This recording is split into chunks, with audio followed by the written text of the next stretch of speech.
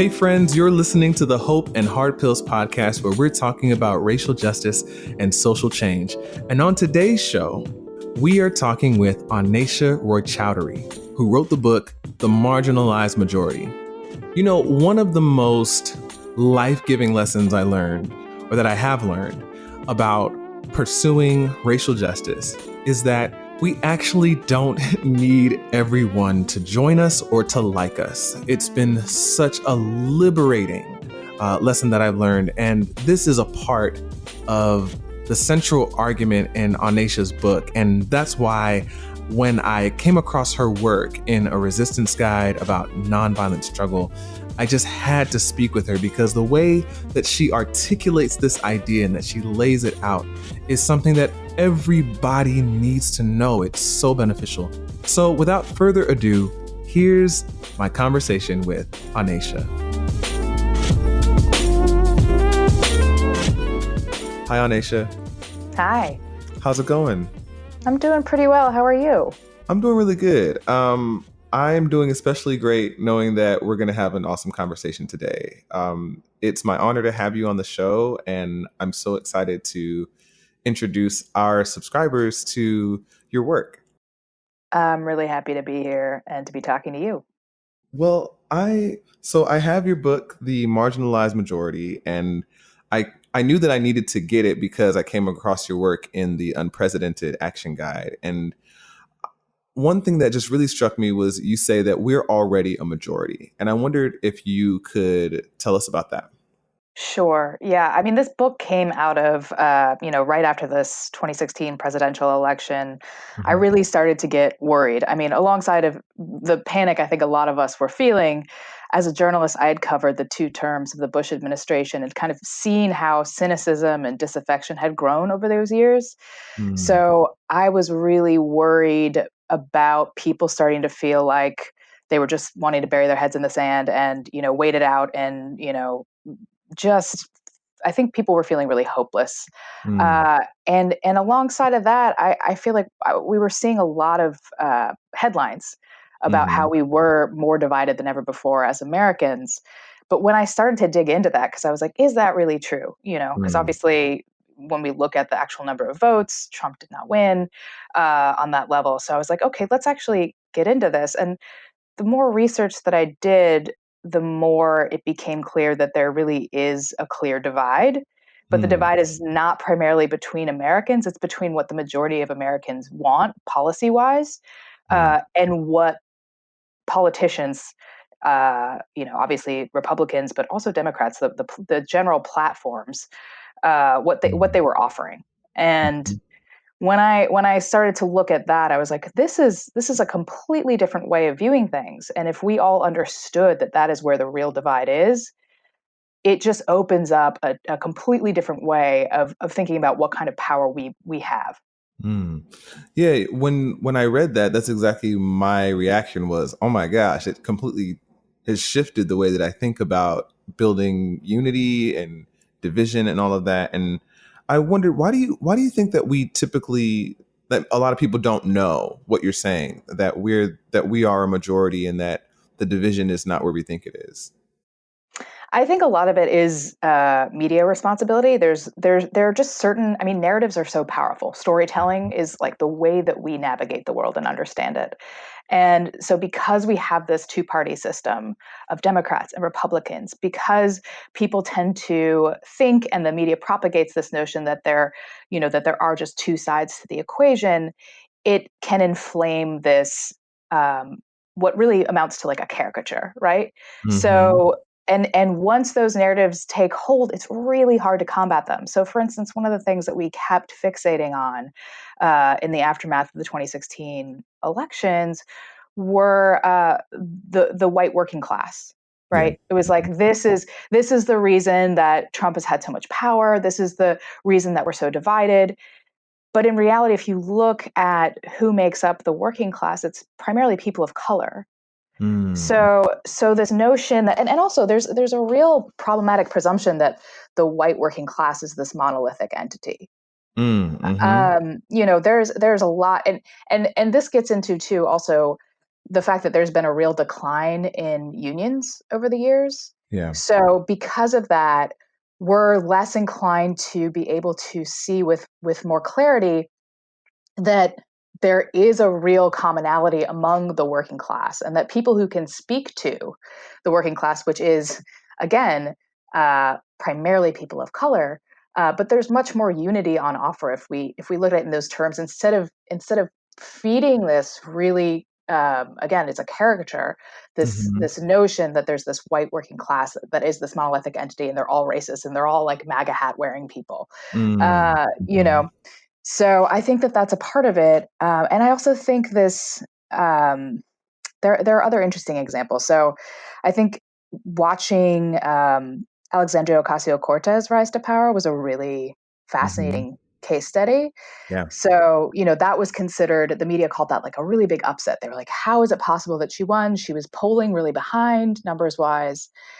But if you look at why she did win, it's because she was reaching out to people who don't usually come to the polls. So Mm. when we see polling numbers, which is again a lot of what we're fixated on, Yeah. um, that, like, who we're polling is people who have come out to the polls before, people who are likely coming out to the polls. Right. So you're seeing a very particular um, fragment of the population. Whereas what Ocasio Cortez did was focus on bringing people out to the polls who don't normally come out. And when she did that, she won. Mm. So that's another way in which I think we because of these ingrained narratives, we lose sight of the power we have if we actually appeal to voters who have felt disenfranchised for a really long time because they don't feel like those standard Democratic and Republican platforms are speaking to their needs and concerns.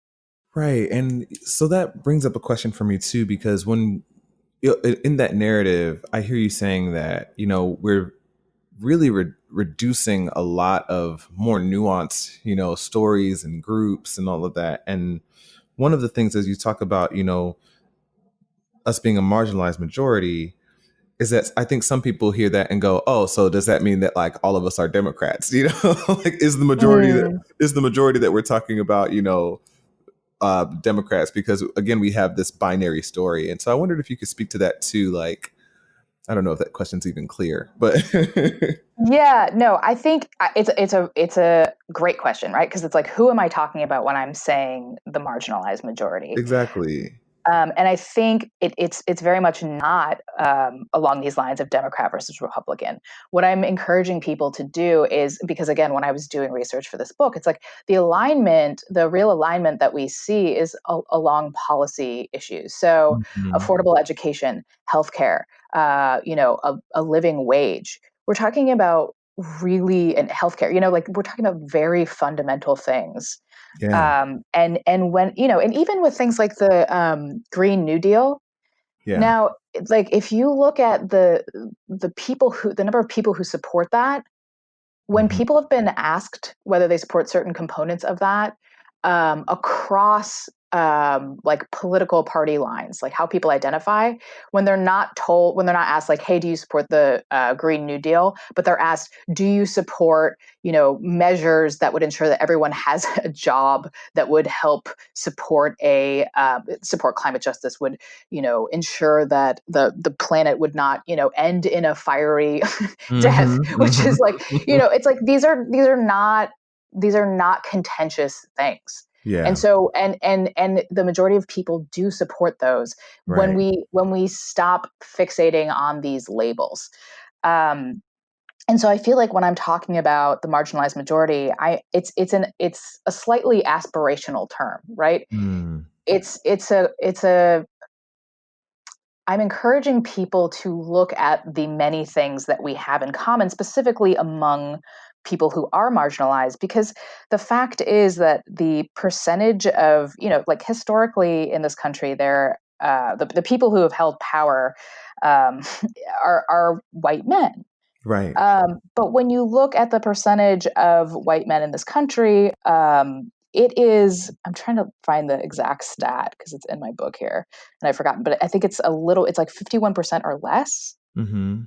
Um, no, I'm sorry. That is overstating it. Hold on. I'm going to find it. It is worth it. I think I remember you mentioning 31 or 32%. Is that Yeah, right? Yeah. I think that's about right. Yeah. Like and I love that I just inflated it because that's just what we do, right? We just assume that they must take up so much more space than they do. Yeah, and that's, and that doesn't parse the percentage of white men who don't identify as heterosexual or cisgender. So Mm-hmm. when you think about the numbers of people in this country who are marginalized, who are immigrants, who are queer, who are people of color, Mm-hmm. uh, we're already the majority. And then if you think about the white progressive allies Mm-hmm. that are out there, we have a tremendous amount of power, Mm. particularly if we can identify those commonalities among us and move forward. Well, I think you bring up something interesting about collective power, and we've mentioned it a couple times. And I would love for you to say something about how power fits into this conversation about being a marginalized majority. Because I mean, this conversation is going to be published to a lot of people who are not activists and don't identify as activists and Mhm. don't want to be organizers. A lot of a lot of us are talking. They're like, well, I want to be a part of the thing. I don't want to be an organizer though. So I think that for some of us, we hear, okay, so what? Like, we're a majority. What does that mean? Like, millions of us filled the streets after Trump's election to say, hey, we think that we need better leadership in this. But what is our power as people? I guess that's a very long-winded way of saying I don't think that we always understand that we are powerful. We think of people like the president, the attorney general, the Congress people, like they have power, but we don't think of ourselves as being powerful together. Could you talk about how power fits into this conversation? Yeah, I mean, one of the most fundamental things that I hope we can recognize more and more is, it's a cliche, but the phrase "the personal is political" Yes. is so so freaking true. Hmm. Hmm. When we're talking, and again, when I was talking about how the real divide is not between Americans, but between these platforms, the policy platforms Mm. of Republicans and Democrats, and what the majority of Americans need and want. That's what it comes down to. And I think what we were just talking about of Occupy Wall Street too. It's like when we recognize that the fact that we are losing our homes, or Yeah. that we have to make a choice between groceries and rent, um, Mm-hmm. when we're struggling with childcare, when our employer insurance won't cover our birth control.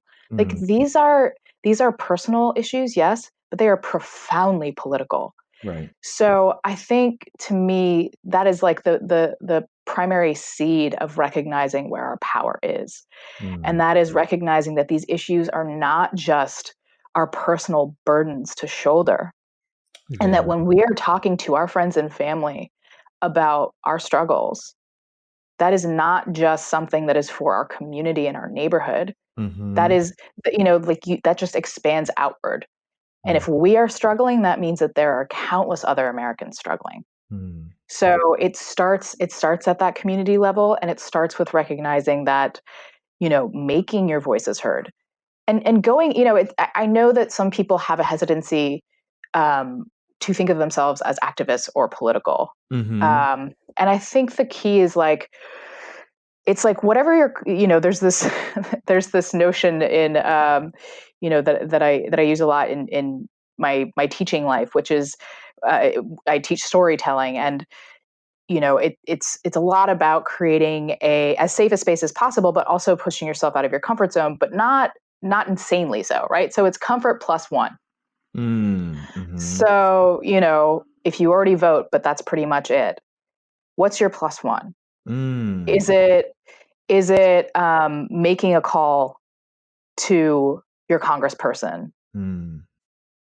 Is it meeting up with the indivisible group near you so that you can be plugged into opportunities for making your voice heard locally more regularly? Mm. And I think the beautiful thing about the political moment we're in now is that there are so many opportunities to make that plus one step, Yeah. without it being, um, so much of a burden. I know we're all, so many of us are strapped for time, but there are ways in which just like a few more minutes per week could really make a difference. And it's not just about you. It's not just about like being able to change something immediately. It's about recognizing that this is a relationship that we have with people in power and that they work for us. Wow. Yeah. Mm-hmm. And I think with plenty of good reason, we don't tend to think about it in those terms because it does feel like this space in which power is just going on in a back room, and that we are just, passively subject to have to like struggle through with whatever the realities are dictated by that backroom power. Yeah. But I think what we've seen more and more, especially these last few years, is that when we call people in power out, especially locally, right? There's a way in which Trump is there and it sucks and we can't, get rid of him immediately. Mm-hmm. But like our focus doesn't need to be on him. Our focus needs to be on those pillars of power that are supporting him, the people propping someone like that up. Mm-hmm. And those are people that we have an incredible amount of access to. We can show up to their offices. We can call them. Mm-hmm. And the fact is many of them can be shamed. They rely on us to remain in power. So I think that's the key is going to those people that can be shamed, that do rely on us, that rely on us for their vote, right, and calling them out. Yeah, I think it's a lot of people underestimate the fact of what you're saying, because I hear you describing, everyone just participating in society, right? Like just taking like some basic responsibility for the world that we live in and taking an active role in history just by adding one thing, right? Yeah. And I think that we underestimate that power, and it's like a mind bend sometimes as well. Like I remember it was like an epiphany when someone first, when I read Gene Sharp and he's like, leaders can't collect taxes and make laws and print postage stamps and milk cows all by themselves. Right? They're depending on all of us to keep the gears moving of society. Absolutely. Yeah. And I think too, there's this, there's this sense that how much power do I really have and how can I really affect things if it's just like me and some of my friends and family? Yeah. And in my book, I get into this a little bit more. The fact is that some of the most effective protest campaigns and resistance campaigns throughout history were small numbers of extremely stubborn people. So if you look at, say, ACT UP in the 80s, this was, a movement of primarily gay men who had been influenced organizing tactic-wise by, the feminist movement. But they were able to be enough of a nuisance where there were protests where there were sometimes just a few dozen people. But because they were so stubborn, and I bring up the fact, like, this is like at that time, obviously such a reviled population, like, and such a demonized population. And yet they were able to, with those consistent protests, even if they were small numbers, force the hand of government and the FDA to do more research and come up with better drugs to treat HIV/AIDS. Wow. So I think the message there is, it can feel abstract sometimes, like, well, what should I do politically if I don't think of myself as a political person? But again, just thinking like, what are the ways in which I struggle on a day-to-day level because I don't have the resources I need? Right. And how can I push back? How can I make my needs and concerns known alongside of, a few dozen other people who have the same needs and concerns? And there's an incredible amount of power in simply that awareness and simply uniting yourself with a few other people who share the same concerns. I know that you mentioned, before we started recording, that this is something that that you've been thinking about, and I've been thinking about too, is that I think sometimes we're thinking inside the box so much. Did you have anything you wanted to share on that? Yeah, I mean, I remember during the sort of primary era before the 2016 elections, talking to a few good friends of mine who, when the debate was Bernie versus Hillary, Mm-hmm. and there was a lot of sentiment around that time among people who actually really liked what Bernie was saying, Mm-hmm. but they were like, but he's not electable. Yeah. Mm-hmm. And I think we're seeing that happening again now, which is frustrating because I think it's so early on, and to reduce the conversation to electability. I mean, electability is important, right? We don't Mm-hmm. want to. We don't want to be foolish. We want to know how will this person stand up against someone else. Mm-hmm. But when we flatten the conversation to simply that, Yeah. we're censoring ourselves, right? Like we are stopping ourselves from having the real conversation, which is who is speaking to my needs and concerns. Mm. Also, we're not passive here. We can Mm-hmm. we can engage with these candidates. We can choose to support them. Right. We can ask questions Mm-hmm. like, "Why are you not addressing this? These are my Mm-hmm. concerns." And that is what democracy is. That's democracy in action.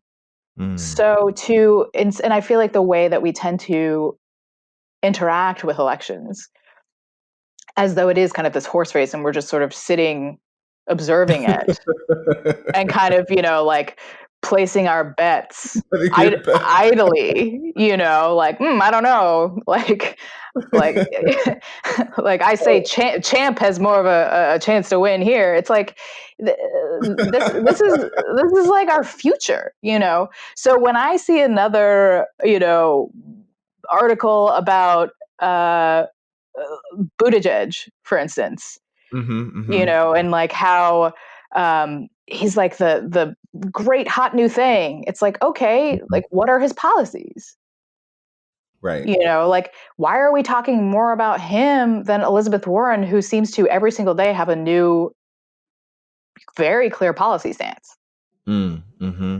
And a lot of Mm-hmm. times I think that comes down to like, well, she's not electable, which Mm-hmm. again, electability is important, but let's not skip over this Right. like the heart of the conversation here. Mm-hmm. Yeah. Yeah. Another thing that the story makes me think of is how we relate and respond to people that we would say are, not aligned, opponents, right? Like, Yeah. those of us who care about racial justice, for instance, have a bunch of people who are not interested in racial justice. And I feel like in this story, like you all start focusing on the song that you're singing. Yeah. Right? Yeah. Um, it's not even, I mean, it's direct in a way, but in another way, it's like, we're not going to argue points with you. We're going to focus on us. And I wonder, in this idea and what you're in your work and what you're trying to get out there to people, what do you think are the implications for how we respond to people who just have no interest in being a part of that, that policy agenda that we all might agree on? Yeah.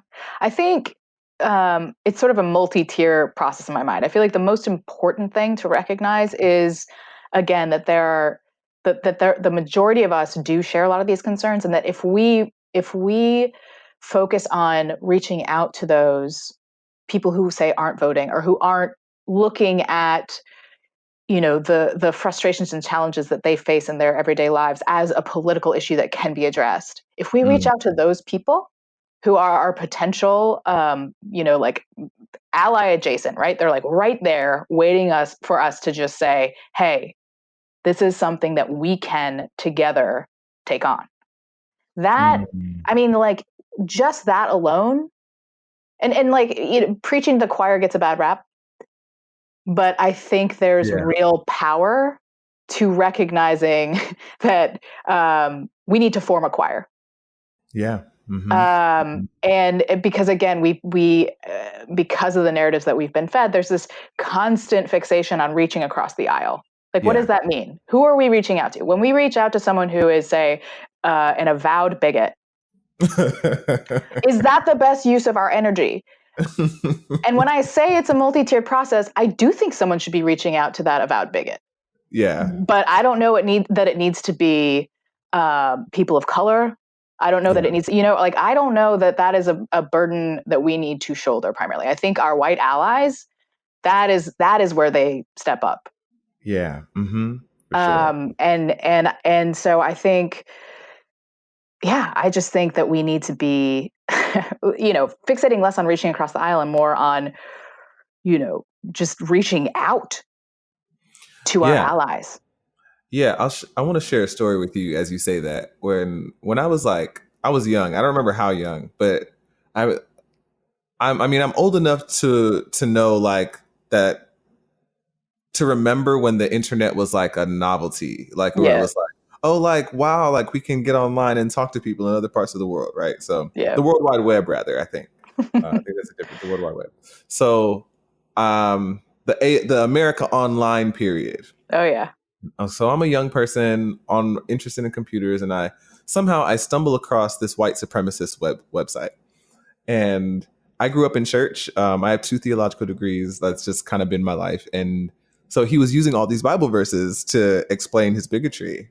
And I remember feeling so sorry for this guy as a kid, because I'm like, oh man, this guy can't read the Bible, and so I sent him an email trying to explain to him, like that I think that he misread a bunch of this stuff. And so he and I go back and forth for months. And I realized this guy's never going to change his mind, And I don't think that people who suggest that people of color reach out to white people who are not interested in doing this kind of thing, they don't understand that they're just asking us to do that, right? To spend an enormous amount of time on people who are not movable. Yeah. So I always say to people too, like as a former minister, like people who talk about preaching to the choir as though they were a bad thing have never been a music director in a church. Like the choir needs preaching. I love that story, both because, how sweet and beautiful that young you felt pity. Yeah. rather than anger, like I think that that's such a sign of real empathy and compassion. It's like, oh, you poor fool. let me help you out. But yes, and I'm hopeful that the broader conversation about race and racism is shifting a little bit so that people are recognizing that people of color expending even more of their emotional labor on those kinds of debates and arguments it is not our job. Yeah. Like if someone is committed to doing that work, like I'm not going to tell them not to, like God bless you for doing that. Right. But I feel like we have a limited amount of time and energy in this world. And to spend it, like putting energy towards an argument that is like, it's just the wrong argument. Yes. And I think pushing forward with the world we know must be, it's going to take some of those people time to catch up. So fine, let them, they'll catch up eventually. Meanwhile, we're going to be building a world. Right. Yeah. Yeah. I hear that. Onnesha, I've kept you way longer than we said we were going to talk. So. Oh, no problem. I totally lost track of time. I want to ask you one more question. Sure. That I ask everybody. And that is, what keeps you hopeful? That's a great question. I think, so one of the things that I do is I teach storytelling to high schoolers around the city here. And it's personal stories. So, it's basically an after school thing where over the course of 6 weeks, we just meet for a couple hours, and watching the shift in these teenagers from the beginning of that 6 weeks to the end is the thing that gives me hope. And And the shift there is, you walk into the room with a group of young people who have been told directly, indirectly, for their short lives so far, how to be, who to be in the world, And by the end of this process, which is really just about encouraging them to take the floor, to take the mic, to tell us what their story is and what they're passionate about and what they feel and what they want. There's so much power in that. And I remember leading it culminates in like a story slam, right? Where they perform their stories in front of an audience. And I remember that there was a story slam for my students just a couple days after the 2016 elections, and I was supposed to host it.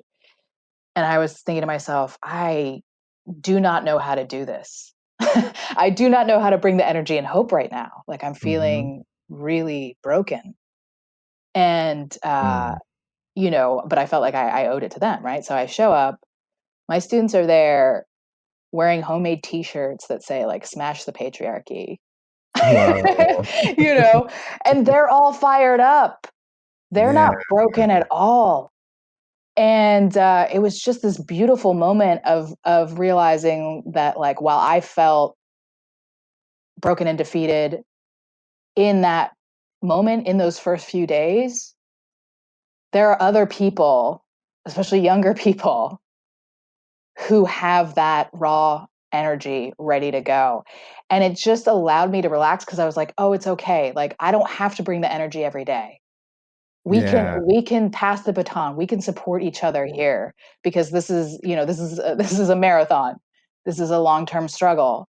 And just knowing that that we have each other to lean on in that way, and that the young people of this country are they're bringing the fire. So kind of recognizing that it's not my job to have control over everything and lead everything. It's to recognize where that power and energy is and support it.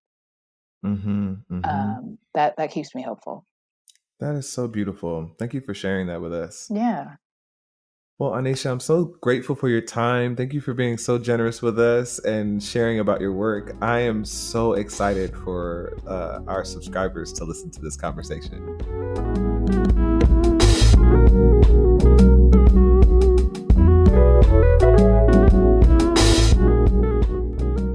Well, I hope you enjoyed our conversation with Onnesha. Thank you so much for listening. Make sure that you check her out at Onnesha.com and also get her book, The Marginalized Majority.